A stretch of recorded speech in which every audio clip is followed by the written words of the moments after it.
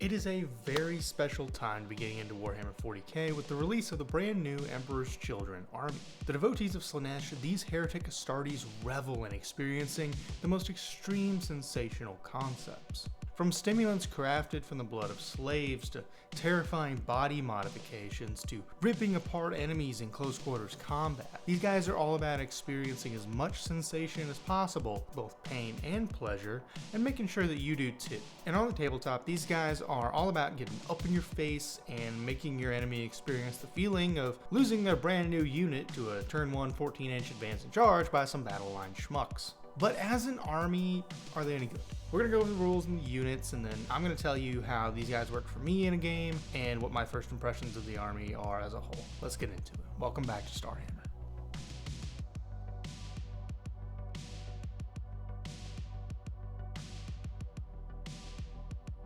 As I said, these guys are the champions of Slaanesh, the chaos god of pain and pleasure. As such, they've got some of the coolest models we've yet to see in 40k, like this Lord Exultant right here, who's actually the army warlord for right now. We'll get to him more in a bit. The Emperor's Children pride themselves on being the best of the best. They're perfect in war and peace, and nothing less but the pursuit of perfection will do, no matter what they are trying to accomplish. It's no different on the tabletop, as a lot of these rules will play into that by demanding that you have perfect timing and strategy to pull off a clutch move.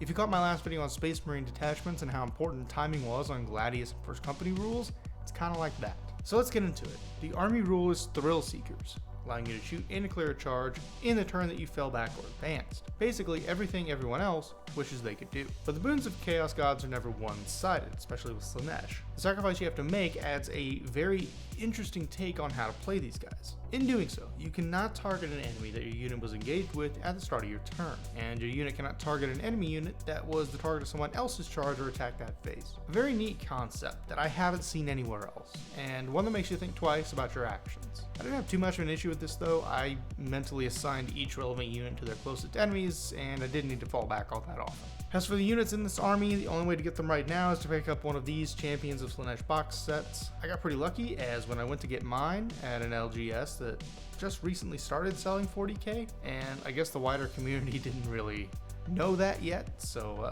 they had plenty in stock. I even got mine at a discount. The box has 33 models in it in a gorgeous limited edition codex, all the unit cards you need if you want to play this the old-fashioned way, which you're going to have to do anyway because the book code doesn't work yet in the app. Going down the list, you've got 1 Lord Exultant for your Warlord, 10 Infractors, 10 Tormentors, and 12 Noise Marines. All these models are deliciously detailed and are a lot of fun to paint. Probably seen my community post on that, go check them out if you haven't. They also seem to have less trim than most other Chaos models I've seen, so if you're like me and you fucking hate painting Chaos trim, this is a nice break. Speaking of units, this army has a very limited roster as of right now. With only 22 units, some of which being demons, your options for list building are going to be very limited. But that doesn't mean they aren't fun and effective units. By the way, none of this is actually online yet, so I'm just going to be flashing up pics I've taken of cards and shit, so sorry if that looks a little rough. Also, I'm only going to be going over the units in the box set and the ones I used in my playtest. Lord Exultant is your Warlord, and he's got pretty standard Space Marine character stats and can run a variety of weapons. He gives his unit lethals and once per battle can increase his melee attacks by 3 and AP by 1. I ran this guy with the Whip and Phoenix Spear for that charge bonus on the Lance keyword. I would highly recommend running him with the Spear because it looks sick as hell, and you get the Lance bonus when charging, which you're going to be doing a lot of. He also gets Scout 6 or Infiltrator when leading a unit. Some units will have this anyway, but Scout 6 will prove instrumental in how his unit and bodyguard play. Tormentors are your intercessors, pretty standard as far as stats are concerned, minus their 7-inch move. But what's most interesting about them is their ranged weapon. It's nothing too impressive, but you'll notice every single gun has precision. This is handy in forcing your opponent to think about their character positioning in their unit in line of sight. These guns aren't very powerful or anything, and most characters will probably have a decent invulnerable save or whatever to shrug it off, but it can still force your opponent to play a little bit more conservatively. I gave a guy in each of my squads a plasma gun for the rapid fire and consistent damage over the casino dice of the Melton. In my opinion, consistent damage from limited fire is a bit more important and reliable than the chance to one-tap a character. You might notice the bolters don't have the -1 AP everyone else gets, but you do get more attacks with them, and to be honest, it didn't make that much of a difference. I ran these guys 2x5, the split reason of forcing my opponent to deal with 2 squads and also spread out my sticky objectives ability and get more board coverage without having to worry about keeping a unit on point. I found Tormentors to be absolutely crucial in letting you play as aggressively as possible. They have Infiltrators, so you can shut them out in midfield during deployment, possibly score up some quick secondaries right away, and leave the points behind so your melee guys can get up in someone's face. For melee, they don't have much besides their Obsessionist leader that can run a power sword or a rapture lash. I gave mine the sword in both squads because these guys aren't going to be doing a ton of melee. Your other battle line unit are the Infractors. Again, running them 2x5 to split enemy attention, and just because I wanted to try them out in different spots on the board. These are your melee battle line units, each being equipped with a pistol and a duelist saber with precision. They can reroll wound rolls of 1 or the entire wound roll if attacking a unit that's on an objective. You can also run their Obsessionist with a plasma pistol. Not sure why you wouldn't. You can also run the SL with a Rapture Lash for some extra attacks, which I'd recommend doing, especially if running these guys with a Lord Exultant, which you should, to get those lethals. It's pretty solid in melee with a large volume of mid-strength attacks, giving you pretty alright damage potential against most normal units. Depending on your detachment, there are stratagems you can use to give them a bit more oomph. I ran these guys against Necrons and they're immortal. They do have a bit of a hard time chewing through 10-man squads, but they are great at keeping them bogged down in damage. The Immortals have super shitty melee, so you aren't in any danger from doing so either. Also, keeps them from being shot off the board by bigger units that actually matter. Again, depending on their detachment, there's stuff you can do to increase survivability. Something both battle line units can do is carry an Icon of Excess, letting you roll leadership tests at the end of your shooting and fight phase if you destroy an enemy unit, and giving you a CP if you pass. The coolest units in the box are the Noise Marines. I ran them in squads of 6, each consisting of one guy packing a Blastmaster and their SL running a Screamer pistol and a power weapon. The Noise Marines aren't just cool to look at, but they're cool in stats as well. Slightly tougher than regular Space Marines, these guys can take some punishment if you're in cover. All their ranged weapons ignore cover, but you do only get 18 inches in most out of their guns, so you're going to want to be pretty close. They do have quite a few attacks, 3 apiece. The Blastmaster gives you an anti-tank option as well. Their ability makes any unit they've hit take a -1 to leadership and battle shock tests, and I can see where that would be really devastating against units like Guardsmen that have a high leadership save to meet. So now that we've gone over the units, how do these guys fare on the tabletop? I ran an 1855-ish points game against the Necrons to find out. My list consisted of all the units mentioned above, as well as the Demon Prince of Slaanesh, a Chaos Land Raider, a War Dog, Brigand, and Carnivore, a unit of Chaos Spawn, and a Mauler Fiend. I didn't want to go too crazy, so I ran the Mercurial Host detachment, allowing me to reroll advanced rolls for the detachment rule. The enhancements you can pick from are pretty solid as well. Steeped in Suffering was the one I went with, lets you add 1 to the hit roll when attacking a unit below starting strength and adding 1 to the wound roll as well if they're below half. This applies to the entire unit. Intoxicating Musk lets you subtract 1 from the wound roll of melee attacks that come at you, providing they're stronger than your toughness. Tactical Perfection allows you to redeploy 2 units or put them in strategic reserves after everyone's done deploying. Pretty good enhancement for throwing off any crazy plans your opponent had with their deployment decisions, but obviously very limited. Finally, Loathsome Dexterity lets you move through enemy models when making any kind of move, and auto passes any desperate escape attempt you might have to make. Very cool enhancement for getting you out of a sticky situation or helping you beeline towards a valuable enemy unit that might be hiding behind some bricks. Probably notice that most of the units move faster than normal Space Marines at 7 inches by default. This allows you to get into the midfield or even into the enemy DZ or pretty close very early on, especially if you're infiltrating some points. My Infractors were inside the Land Raider, as its assault ramp allows them to disembark and still charge. The Land Raider moves 10 inches, so it's not hard to get them where you want and keep them insulated against any pesky shooters. And I had one squad being led by Lord Exultant. Going over my unit choices, the Chaos Spawn are freaky mobile with a 10-inch move and the option to make a reactionary move of 6 inches if anyone ends a normal move or whatever within 9 inches of them. They aren't too terrible in melee, and if I don't feel no pain, gives them a little bit of cushion. They don't regen like Thousand Suns Chaos Spawn do, but I use these guys to sit on my back point all game. That's usually what I do with them, but it occurred to me later on that the Chaos Spawn might make a really good cannon fodder unit if I had more than just 2. They're not half bad in melee, and they're sort of tough, so I get the feeling that they'd be really good screening units for your more important squads. In theory, nobody's going to want these dudes moving 10 inches with advance and charge on top of that, so they might be able to close in on the enemy DZ and trap them very quickly. The War Dog Brigand adds some much needed range capability with an autocannon and thermal spear, and it's pretty tough as well. Carnivore rerolls charges and has some great AT melee options, while also having the same stats as the Brigand. The Mauler Fiend's pretty self-explanatory. It's a big demon that has a lot of melee attacks and it's really tough. Being an Emperor's Children model, it can benefit from your army and detachment rule. Also adds 1 to hit whenever attacking an enemy below starting strength, and 1 to the wound roll as well if attacking an enemy unit below half strength. Land Raider's pretty obvious, it's got 10-inch move. It's going to get you where you want to go, and the last cannons and various other guns on it provide some decent fire support. The Demon Prince of Slaanesh without wings is a fast-moving, tough, and violent addition to this list, and pretty darn cheap on points considering what it can do. He's got the standard Demon Prince stats and loadouts, but his abilities are what we want to pay attention to. He has 3. One gives him the lone operative while within 3 inches of an Emperor's Children unit. This came in handy so many times, and it wasn't hard for the infantry to keep up with him given their own crazy movement potential. Another ability allows him to roll to fight on death if killed in melee, only needing a 2-up to do so. Lastly, he improves the AP of melee weapons by 1 for any Emperor's Children unit that makes a charge within 6 inches of it. So now that we've gone over the list, how'd the game go? What became very clear to me after deployment as I went first was how stupid fast this army is. You can see the data sheets and think, golly geez, guys should move quickly. But it really puts it into perspective when you see them in action. I had the entire midfield covered and was able to score secondaries immediately. Also able to get up in this Necron's player's shit right away, which I think did wonders for keeping my guys alive. The sticky objectives mixed with Infiltrator on the Tormentors is a crazy busted combo, especially if you end up going first. You can have total board control minus the enemy DZ in your first turn if you play your cards right. I left the middle point open because on our board didn't have any cover and wanted to bait out some of his larger units like the Silent King to cap it sit on.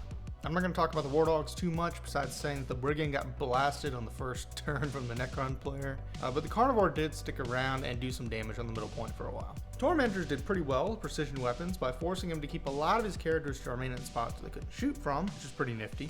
The Infractors and the Lord Exultant are really good in melee, provided you can get them close enough to do so. With support of the Land Raider and the Tormentors, it's not very hard to do. The Noise Marines were supported by a Tormentor squad and a Mauler Fiend on their side of the board, and the Mauler Fiend does quite well against Necrons in general. Noise Marines ignore cover on their shooting attacks, which is great for rooting out units like Death Marks. My Demon Prince was stopped by some Lich Guard in the middle of the field, but he took them all out before eventually getting whacked by Silent King. Sadly, I didn't make the roll to fight on death. There's a lot more I can say, but I think you get the idea. We aren't here to do a full NFL play-by-play what happened, we're here to talk about how these guys performed overall. Against a ranged list like Necrons, they do struggle a little bit. It's very important that you keep them locked in melee or obscured or in cover at the least. Against damage 1 attacks, I didn't struggle all that much, but the Death Marks ate my Noise Marines for lunch with their AP2 damage 2 guns. I could have been rolling ass on my saves though, so maybe next time I run them, I'll have better luck and not lose an entire squad to one shooting action. Keeping your Infractors and melee units locking down as many enemy units as possible is going to be key to the survival of your squads. Your range is pretty limited, 24 inches at most, not counting the Land Raider. Otherwise, I think you're really going to have a hard time. Playing as aggressively as possible seems to be the most valuable strategy. Your army roll enables this, and if running Mercurial Host, you can re-roll advanced rolls and there's strats to boost your moves, pull units off the field and into reserves, and stuff like that. Movement is king in 40k, and in this army, there's no shortage of it. Playing cautiously with these guys is going to end up fucking you and costing you units. I think that's why I lost so many Noise Marines. Didn't advance and shoot or anything with them. I mostly kept them on a point, taking pot shots at Immortals when I should have been shooting, getting up in their face, and forcing them to fall back from me in order to preserve my stacks. There are strats that do allow you to increase survivability, like making enemies take a -1 to hit as well as a -1 to wound in melee specifically, which could be stacked with enough CP. Tormentors and Infractors will allow you to gain a CP after killing a unit, and that is an achievable and valuable strategy mid to late game. There's a trade-off for the high-speed tactics though, and that is lethality. These guys aren't bad by any means, but they're not going to be doing a bazillion wounds in melee like a Primaris Crusader squad, or literally any Custodes unit. Especially against toughness 5 infantry like Immortals, they're going to struggle. But this isn't a terrible thing, as it keeps the enemy bricks occupied and unable to shred you with their gross volume of fire. However, if these Necron bricks are being led by a Royal Warden, which they were, they can shoot and fall back. However, if you have a CP, you can use the stratagem Dark Vigor to get a 6-inch move whenever an enemy within 9 inches ends a fallback, normal move, etc. Allowing you to move your boys to a more strategic position before they get shot and potentially mitigate the number of shots you have to save against. Still, with the amount of attacks your boys get in melee, even the non-dedicated melee units, you'll usually get 1 or 2 to wound. Bogging down enemy shooters means you're free to take control of the board very, very quickly, giving you significant points lead early in the game. Might be different if you go second, but I don't think it's going to change that much. While I did feel like I was getting my ass beat most of the game, this was the final score. Yeah, pretty crazy stuff. I don't think I've ever had a game be that damn near perfect. The Emperor's Children reward highly aggressive playstyles. But like I mentioned earlier, there's several strats to help you with the playstyle as well. In this detachment, we've got 6. For 1 CP, we have Violent Excess. This one can help you out in melee by giving your melee weapons sustained 1 in the fight phase. With a lot of your attacks being kind of low strength, you're gonna need all the extra hits you can get. Combat Stims for 2 CP allows you to subtract 1 from the wound roll of attacks targeted at your unit until the end of the phase. Very handy, I may add. Honor the Prince is a 1 CP movement strat giving you a 6-inch auto advance. Really maximize your move potential. Keep in mind, you can often use strats more than once if you have the CP, just not on the same unit. So spread the love and get your dudes into faces as soon as you can. Dark Vigor for 1 CP is kind of cool, we mentioned it earlier. It allows you to make a 6-inch move after an enemy unit within 9 inches makes a normal, advanced, fallback move, potentially letting you keep up with them for your next charge phase, or reposition yourself behind cover or something if you find yourself out in the open. Capricious Reactions for 1 CP make sure your opponent take a -1 to hit when shooting at your unit. This is great against high volume shooting armies like Guard. Finally, Cruel Vaders for 1 CP let you remove a unit from the battlefield and place them into strategic reserves, provided they're wholly within 9 inches of a board edge and not within 3 inches horizontally of enemy units. It sounds tricky, but this is a great strategy if you've made an oopsie with your movement, or if you want to get out of a potentially scary situation, like if you had enemies closing in on you from all sides. All in all, I had a lot of fun with this army. I really enjoyed the super fast turn 1 violence you can get into, and the aesthetics of the Emperor's Children are icing on that cake. If you like melee armies like Black Templars or World Eaters, I think you're going to like these guys a lot and have a good idea what to expect. It's easy to get lost in the sauce and expect a lot more, but you got to keep in mind that even though these new models are super cool, they're still mostly just regular Space Marines at the end of the day. You're going to struggle a bit in melee against tougher units, but with units like the Lord Exalted giving lethal hits, and strats like Violent Excess, you do have some tricks up your sleeve. Your range is pretty okay for what it is. Precision on battle line units is a fun mechanic, and the Noise Marines, despite being super short range, can lay down an impressive amount of firepower. I'm really hyped to see where this army goes, but perhaps the most scathing thing I can say about them is their lack of dedicated AT. When they have stuff like Sonic Dreadnoughts and Forge Fiends and other demons in the lore, I'm a bit shocked at the lack of units for this army. Now, GW makes changes all the time, so that might change when the full release happens, but if that's the case, which I hope it is, then we should be seeing some tasty new units in the future. However, given the Codex has plenty of units yet to be released, like the Cacophonist, I'm really confused as to why they release a bunch of new units when they've already published a Codex hard copy with 22 sheets. All the units are pretty damn cheap on points though, so you'll be able to run a ton of guys, even in low point games. Games Workshop works in mysterious ways, so I'm hoping that this is just some gross oversight on their part and not a purposeful decision, because with such a limited roster, these lists are going to get really boring really quickly. But my first impressions are good. I wouldn't break your back trying to get one of these Champions of Slaanesh boxes, but if you get the chance to play them, I highly recommend it. They got Space Marine stats, which are generally solid across the board, Eldari speed, and deciding when and where to advance and charge and stuff, it makes them one of the more unique armies on the tabletop and a ton of fun to play. That's it for this one, y'all. Have you played Emperor's Children yet? If so, what do you think? Would love to know. Let me know in the comments below. But drop a like if you like it. Subscribe if you really liked it. Don't forget to check the community tab for shitposts and shenanigans. Links to finding cool 3D models are in the descriptions below, and I will see you in the next one. Doodles.